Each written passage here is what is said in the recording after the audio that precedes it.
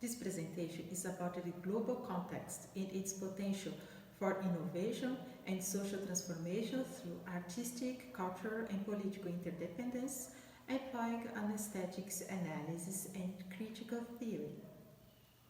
First, imagination and creative practice are observed to consider socio-cultural resources related to urban spaces through the arts. Then, these practices are related to the main challenges of social inclusion, targeting the values of a democratic society. As a guideline, this study seeks to answer the following question. What are the challenges of a city in terms of technological advance and social inclusion? Architecture, visual arts, and design are, in its conception, the technique and its creative process, presenting its configuration goals related to society's material aspects. That is, the economic, scientific, and technological development in the international market concentrated in the urban environment.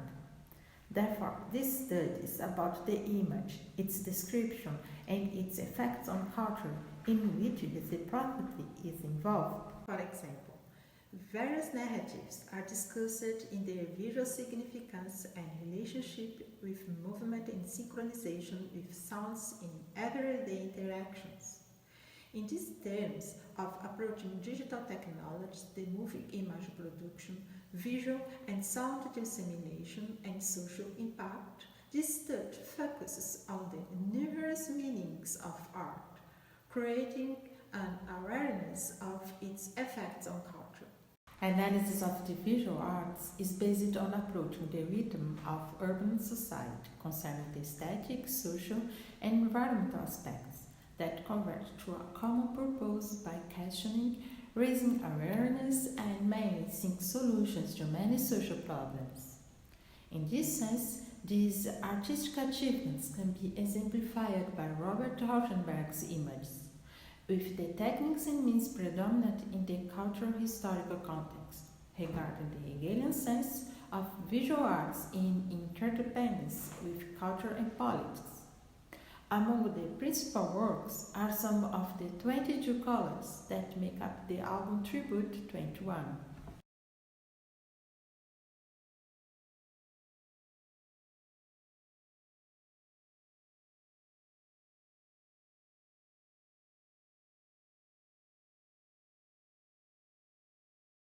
Although the word image is commonly used, it is extraordinarily complex in its meaning. We shall refer to the definition of imagination to understand this multifaceted signifier better. As per this definition, imagination is the faculty or action of forming new ideas, images, or concepts of external objects not present to the sense. Therefore, imagination is considered an idea that cannot be characterized as knowledge.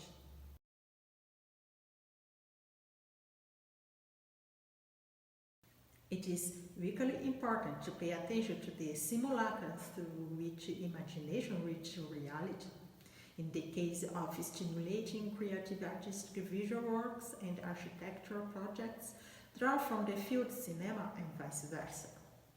This correspondence between architecture and cinema is a good reason to think about the innovation involved in configuring images. It is also an excellent reason to reflect on technoculture, assuming that the journey of contemporary aesthetics and total art will facilitate technological convergence. Meaning would not be created in the moment of execution, but in the visual narrative's formal result concerning our consciousness in time and space as reality. Additionally, the meaning would be determined as a reciprocation of the perceptive relations between creative individuals, artists, architects, designers, and filmmakers.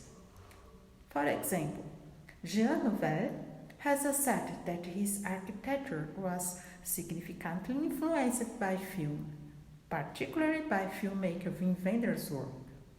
For Nouvel, architecture is, above all, the production of images and awareness through sight.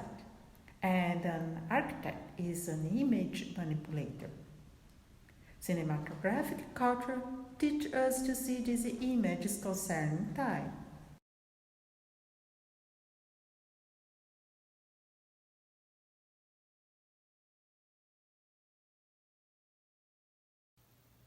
In this regard, the notion of dematerialization in urban space is like Deleuze's philosophy. Thus, based on Martin Schulman's work on an aesthetic education through the moving image, it brings us closer to democratic enlightenment through visual culture, everyday images, and film reproduction. The entire sense of cultural reality in its appearance is registered in its political presence. The imitative image and contemporary context of the cosmopolitan rhythm prevail, seek to overcome the differences of identities in society's daily experience. Scullman reconstructs the genealogical history of what he calls the reconciliation image, a visual model of a democratic ideal of reconciliation that he theorizes based on Adorno's aesthetic theory, through encounters with moving and cinematic images, the reconciliation image in film. For Scullman, with an aesthetic education, the private sphere becomes an aesthetic domain of ideas, senses, perception, and orientations capable of transforming the relationship between identity and difference. The analysis of Scullman's work enables an update related to political cultural aspects that, by critical and aesthetic theory, the perception of seats in motion, sounds, images, and space concerning cosmopolitan ideals in artistic, cultural, and political interdependence are perceived and understood in their representativeness as a form of reconciliation. However, this visual references basis in the technical aspects of this interdependence practice target social inclusion and democratization.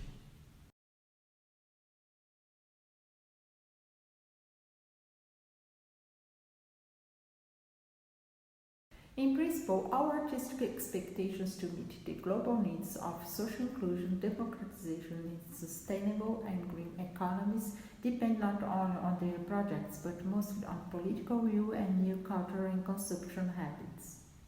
Moreover, the arts achievement also expects solutions with social projects concerning cultural difference, education, and the fight against poverty and hunger as the fundamental basis for broad and dynamic innovation in the current system of the culture of waste, characteristic of our consumer society.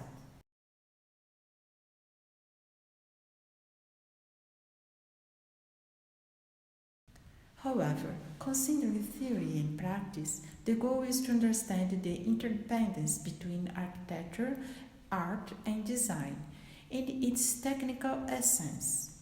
In this sense, it is a process wherein it is possible to understand the influence of artistic creations on commercial products.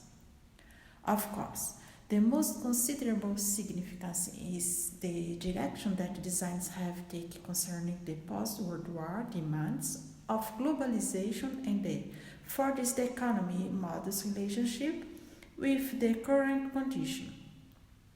It is worth considering the post-war Fordist world economy versus the coincidence with the beginning of a longer process leading to the end of the Fordist system itself and its replacement by an economic regime that David Harvey calls flexible accumulation, which we know as late capitalism.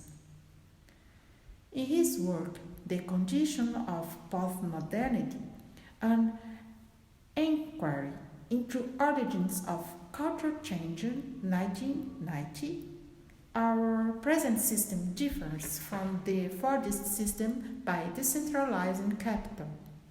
In the Fordist order, power and wealth were measured by the country's productive capacity, company or individual. In this flexible system, the consumer's power of consumption is gauged.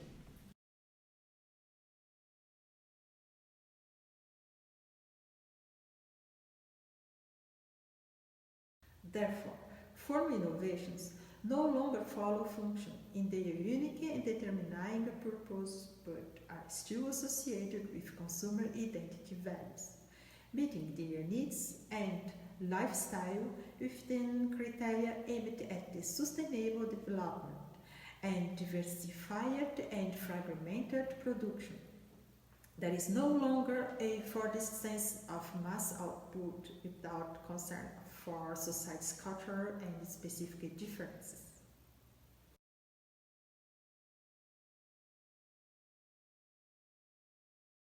Therefore, some design and society experts understand that social inclusion is favored within this market logic. Nigel Wagner, 1993, analyzed the effects that abundance and market have on the design and the movement of green consumption. In his studies, without contradicting the design style, he highlights design as solutions considering the social utility and environmental effects of a product.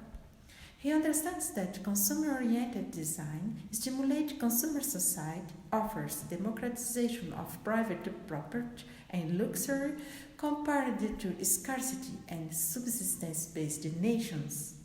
According to Whiteley, if discarded still in good conditions, the new or used product can still be consumed as second-hand. In this sense, for Whiteley, it is given the importance of ownership, regardless the current or outdated product state, and he believes that there is a social inclusion.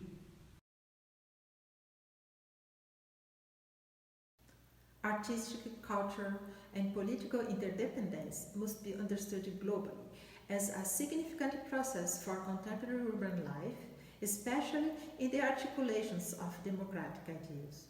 To this end, social responsibility is one of the primary characteristics of this interdependence in its functional, rational, and objective aspects, not to the detriment of individual sensitive values, their desires and particularities sublimated in consumption, but in the synthesis of the relationship between reason and sensitivity to meet, in all its aspects, the aspirations idealized by society.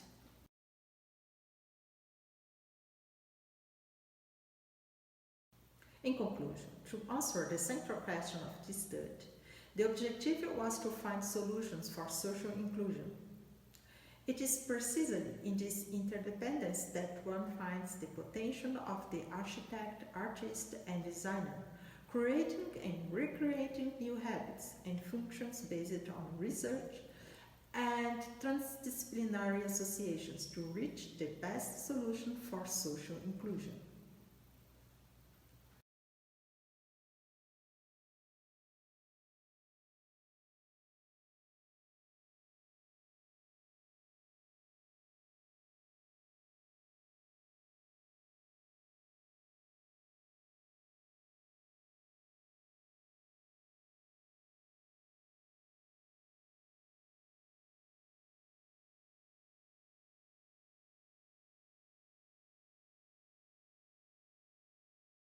However, creating a more inclusive society concerning the green economy and social and environmental sustainability in emerging economies is still an enormous challenge.